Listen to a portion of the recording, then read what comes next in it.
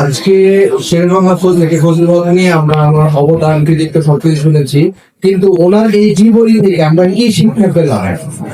শুধু ওনার গুণগান দিয়ে গেলাম, আরেকজনের গুণগান গেলাম, কিন্তু ওনার গুণগানের বাহিরে ওনার জীবনের অর্জন থেকে আমি আমার জীবনে যদি সেটা ইমপ্লিমেন্ট না করতে পারি তাহলে সেটা কোনোদিন সাকসেসফুল হবে না।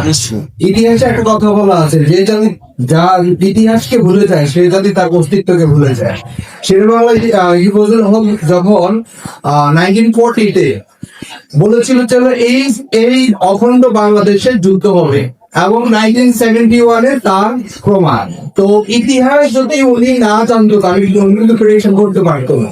তো সেই জন্য বলবো, যেগুলো শেরেবাংলায় ফজলুল হকের যে সাহস এবং যে কৃতিত্ব, সেই কৃতিত্বকে আমরা আমাদের বাস্তব জীবনে, আমি আমার ব্যক্তি জীবনে সেটা অ্যাপ্লাই করব।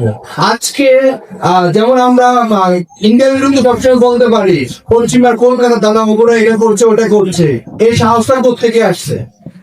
পশ্চিমার কলকাতা দাদা বাবুরা এটা করছে ওটা করছে, আমরা এটা করবো ওটা করবো, এই যে এই বলার সাহসটা, এই সাহসটা শেরেবাংলায় ফজলুল হক বলেছিল লাস্টে।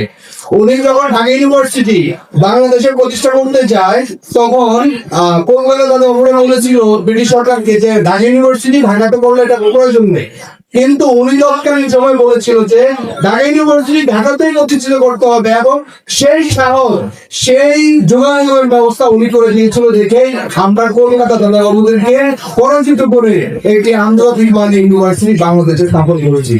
তো এই ছোট্ট একটি এক্সাম্পল দিয়ে যে উনি আমার যে প্রেমায় আমার সাহস, সেই সাহসটা আমাদের ব্যক্তি জীবনে এবং আমাদের রাষ্ট্রীয় জীবনে এবং আমাদের সোশ্যাল জীবনে সব জায়গায় আমি ইমপ্লিমেন্ট করি। ইনশাআল্লাহ আমরা ভালো কিছু করতে পারবো, একটি সুন্দর দেশ করতে পারবো।